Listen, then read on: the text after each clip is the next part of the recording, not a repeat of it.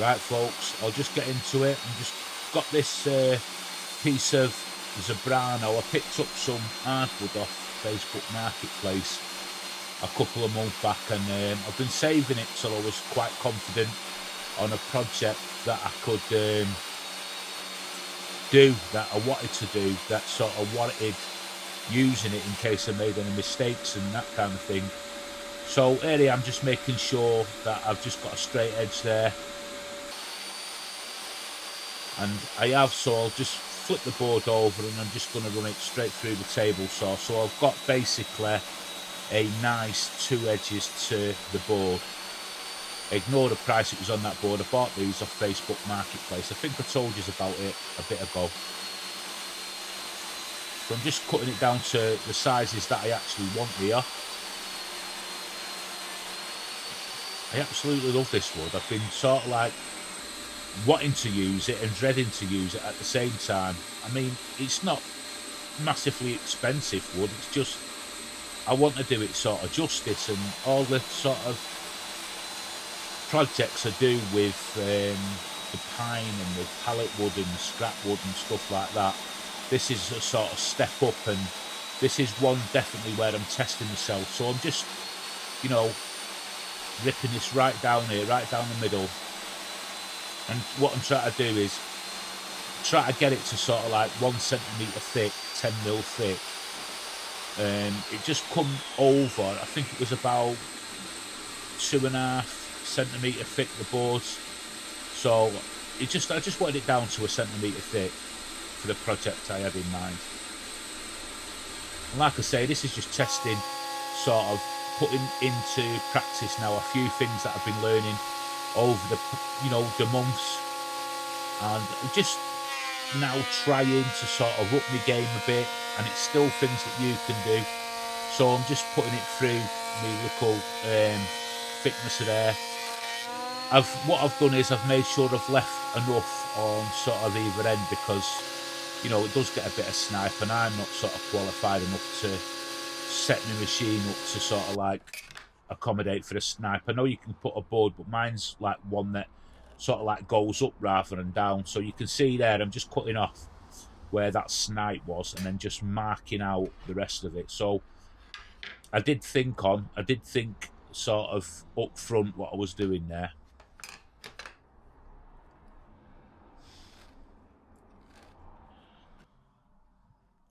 So I'm just chopping it down now to the actual sizes that I need for the parts. Look at the grain on that wood. I absolutely love this bit of wood, and like I bought the Zebrano, I bought some maple and some walnut. I think they said it was American walnut, I'm not too sure. You'll see when I do a project with that whether it is or not, I don't know. But this Zebrano, it's just something else. It's just really nice. I will be doing a few projects with few hardwood projects in the future. It's just like gaining that. It's just all about that confidence in it, because I mean, I don't know about in the States, but over here in the UK, all these sort of hardwoods and stuff are really, really expensive. So, we've got to sort of like get it right, if that makes sense. There's, very little waste. Got to get sort of most out of what we've got. And to be honest, I don't like waste anyway. So what I'm trying here is trying sort of a wraparound. Obviously, I'm making a box. You all know that. Now, I know there's ways you can do a full wrap on all four corners. But I need to sort of look up that and watch a few more YouTube videos myself on how to do that. But at least I'll get 3 corners out of this, which is something I've never done before.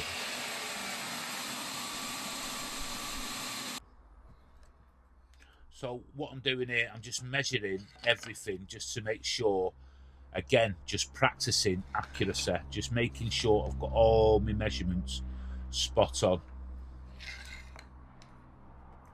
For a lot of you, this would be an unnecessary step, maybe, but for me, I just wanted to do it just to be sure.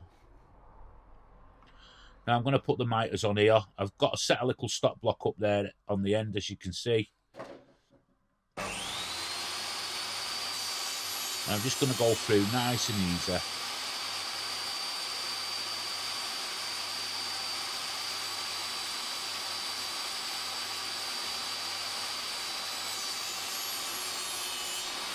Now I can run the next board through. I've sort of like got it more or less to size anyway. And this is the smaller pieces. Now just be careful here with these smaller pieces when you're doing this, because you know, you don't want to get too near that blade. I've got it nice and controlled there. Oh God, my riving knife needs a good clean. Look at that, and my blade. This camera shot. Oh, you don't see. You know, like the camera picks up everything. Honestly, I better get them cleaned. If you've got any suggestions on the best way to clean your blades, please drop them in the comments below. Because that definitely needs doing. And it's, you know, the blades are, it's an half decent blade, and it's just best to keep it in tip-top shape. You know, because I'm using it all the time. I'm doing like 2 videos a week, so I need to keep it nice and clean. So again, I'm just checking my time with everything here. I'm not rushing, just checking my time.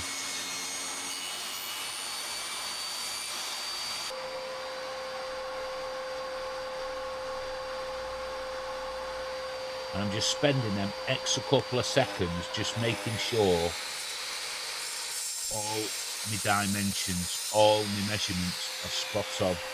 This my miter saw there, it's got a laser on it, but I don't really like using lasers, shadow lines, that kind of thing. I prefer to creep up on the cuts, and it's just a personal preference. I know a lot of you guys love shadow lines and lasers and all that, and maybe it's just because, you know, I'm sort of a lot older than a lot of you, and it's just one of them things maybe, or you know, I don't know what it is, but I just like creeping up on the cuts and doing it that way.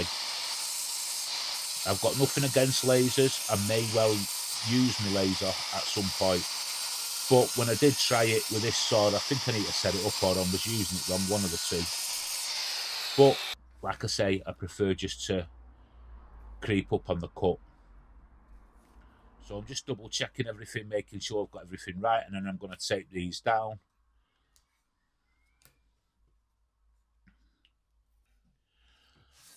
Quick flip over. Just look at that. I have give that a pre-sand on the inside. I don't know where the footage went for that.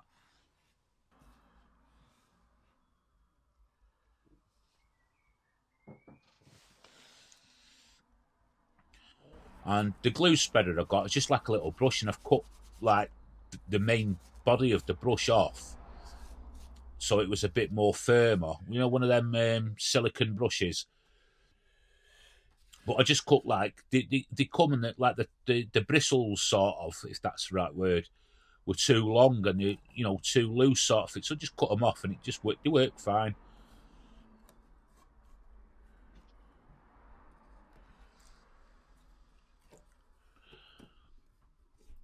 And again, this is sort of like practicing. You know, you've seen me make boxes before, and I just wanted to make sure these miters were bang on. Now, what I did find is they were a lot better than the other boxes on this project, but still not sort of 100% right. But I do get round it. You don't notice it in the end, but I still know that they're not sort of 100% right. On 3 corners there, after it all dried and that, they were perfect. No, I wouldn't say perfect. Nothing's perfect, but they were good. But on the 4th one, it was, you know, just out a little bit. So here's where I'm measuring now for where my splines are going to be, and where I'm going to make the cut for, you know, to split the box in 2. For one, the section for the lid. So just take your time here, because you can get, if you get this right, it you know, you get it all so it sort of like lines up perfectly. And just take care when you're setting your height of your blade here, you don't go through the actual box. You bear in mind the thickness of that Zebrano is only 1 centimetre.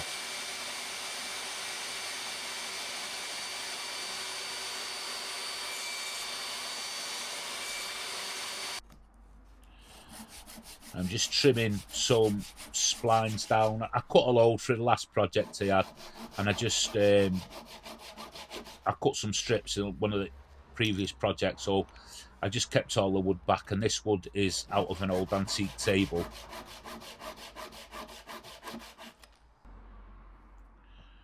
Now these just get glued and tapped in. Again, I'm trying not to use my fingers here. I've been told off in the comments a few times by people about using my fingers.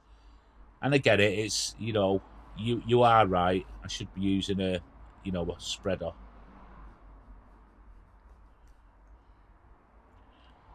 So just make sure that goes in nice and firm. And I'm just marking out now for the base and the top now.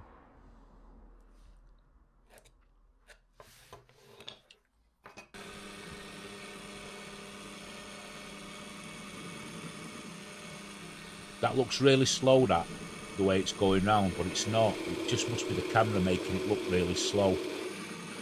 But working with this Zebrano, what I found it really easy to work with. And I'll be honest, totally honest with you, I found it a lot easier than what I do working with the pine and the, you know, that kind of wood, the soft woods.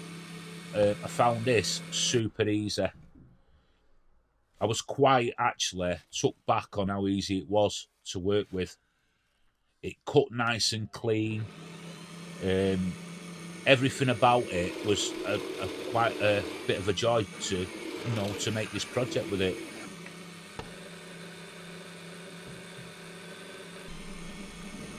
I had very little tear out there. You know, you always put a backer board behind there. There is a little bit of tear out, but not not much, and nowhere near as much as what you do if you were doing it with pine.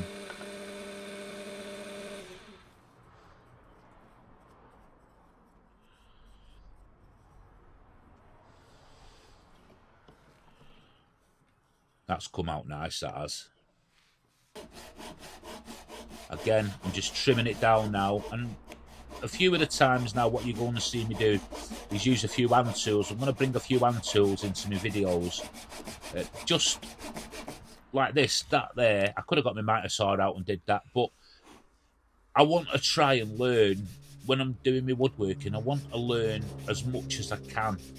So hand tools is another aspect to that. So I'm just trimming them splines off now. And then I'm just going to give it a quick sand before I stick it through the table saw to split it into two. Bear in mind, I have marked it, so where them splines may look a bit off at the minute, they won't do once I go through it. So again, I'm just putting a little chamfer on this because this is going to be part of the top and part of the bottom section of the box. So I just want to tidy all them little corners up and edges. And it's all these little details that sort of makes you better, and sanding it. There's just all these little, little jobs here and there that just, make things better, make it the final, product look really nice. So I've got a really nice tight fit there.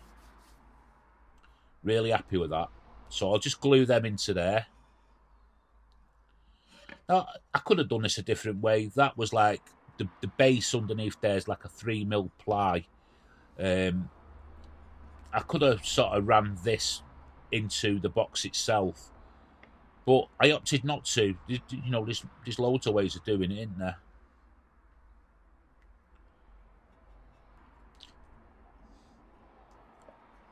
So just pop that in there, and it's sort of like, it's got like that suction feel to it where it just drops nicely in, and that goes on the top and bottom, and I'll just leave that to set up. So now I'm moving on to the base here. So these get sort of like glued and screwed together. The one in the middle there, well, it's set to screw going the other way into the base of the box. So I'm just putting a little chamfer on there. Countersink, is it? Countersink, yeah, chamfer.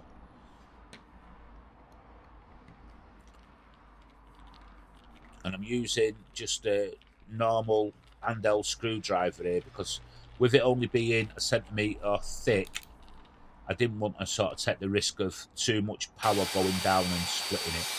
So here's the moment of truth. Out of all the build, this is the bit that not frightens me. You know, if it goes wrong, it's going to go really wrong, isn't it here? Did it come out perfect? No, it didn't. I had to do quite a lot of sanding to get it all sort of to line up. I mean, it weren't bad, but it was just off slightly. And maybe I think it was because of where I put the top and bottom in. Maybe it was out a little bit, so it just threw that off. Just an oversight on my part. I'm just putting some more of this 3mm ply now just to line the box.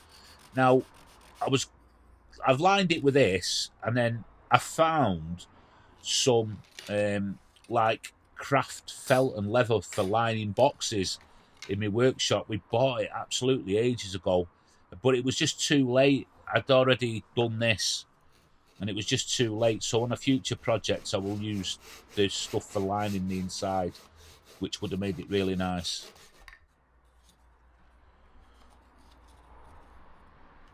Again, this went together really nice. It's sort of like butt joint fitted that and whatever, but it works out nice. So this is the top now. That's the handle. I've cut that, and I'm just lining everything up.